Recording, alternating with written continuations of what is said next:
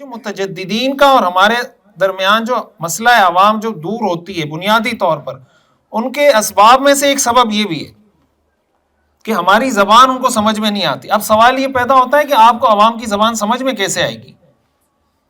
آپ کو کیسے پتہ چلے گا کہ عوام کی زبان کیا ہے؟ اس کے لیے آپ کو عوام سے ملنا بھی پڑے گا۔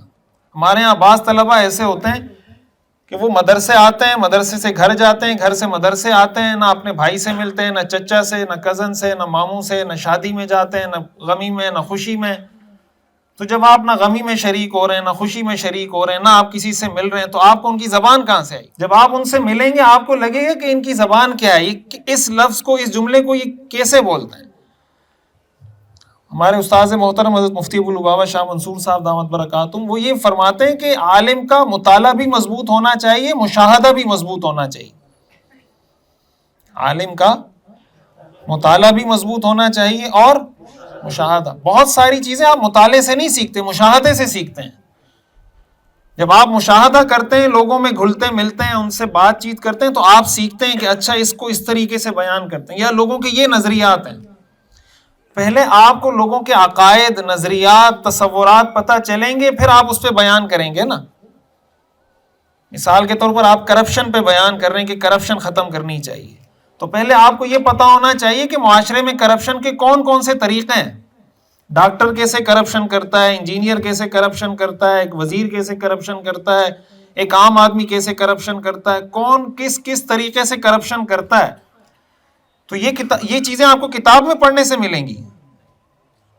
وہ کہتے ہیں نا یہ تو کسی کتاب میں نہیں لکھا، یہ تو کسی کتاب میں نہیں لکھا کہ وزیر کیسے کرپشن کرتا ہے، ڈاکٹر کیسے کرپشن کرتا ہے، انجینئر کیسے کرپشن کرتا ہے۔ یہ تو کتابوں میں نہیں ملتا، یہ مشاہدے سے ملتا ہے۔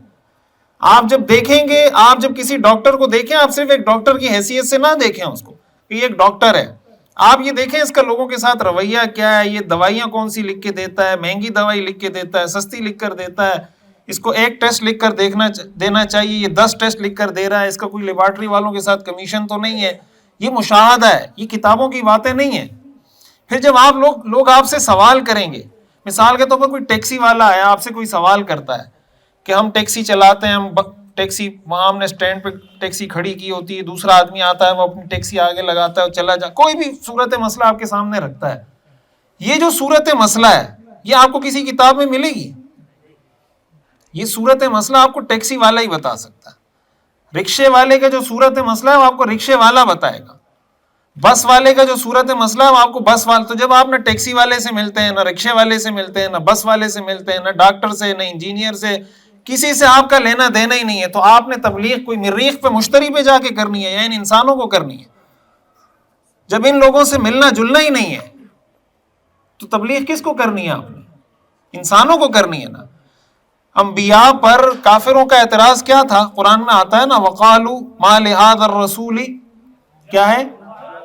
يَأْكُلُ الطَّعَامَ وَيَمْشِي فِي الْأَسْوَاقِ۔ یہ اعتراض تھا یا نہیں تھا؟ تو یہ اعتراض مسلمانوں کا ہے، کافروں کا ہے؟ انبیاء پر کافروں کا اعتراض ہے کہ بھائی یہ کیسا نبی، یہ کھانا بھی کھاتا ہے، ہماری طرح بازاروں میں بھی پھرتا ہے۔ تو اگر آپ بازاروں میں جانے کو اپنے تقدس کے منافی سمجھتے ہیں کہ نہیں مولوی صاحب کو بازار نہیں جانا چاہیے، تو یہ تو کافروں کا تصور تھا جس کی قرآن نے نفی کی ہے۔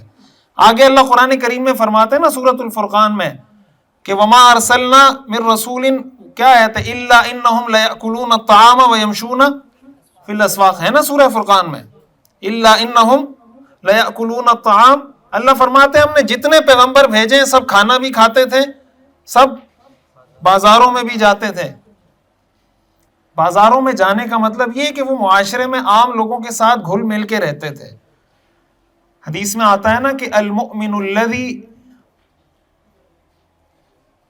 حدیث کا ترجمہ یہ کہ وہ مومن جو معاشرے میں لوگوں کے ساتھ گھل مل کر رہتا ہے، وَيَصْبِرُ عَلَىٰ أَذَاهُمْ خَيْرٌ مِّنَ الْمُؤْمِنِ الَّذِي لَا يُخَالِطُ النَّاسَ وَلَا يَصْبِرُ عَلَىٰ أَذَاهُمْ۔ المؤمن الذي يخالط الناس ويصبر على اذاهم خير من المؤمن الذي لا يخالط الناس ولا يصبر على اذاهم۔ وہ مومن جو لوگوں کے ساتھ گھل مل کر رہتا ہے اور ان کی ایذا پر صبر کرتا ہے، اس مومن سے بہتر ہے جو لوگوں کے ساتھ گھلتا ملتا نہیں ہے، تو ایذا پہ صبر کیسے کرے گا؟